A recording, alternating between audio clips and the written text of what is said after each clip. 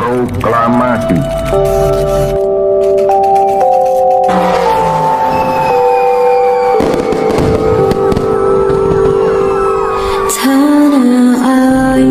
Kami, bangsa Indonesia, dengan ini menyatakan kemerdekaan Indonesia. Hal-hal yang mengenai pemindahan kekuasaan dan lain-lain diselenggarakan dengan cara saksama dan dalam tempo yang sesingkat-singkatnya.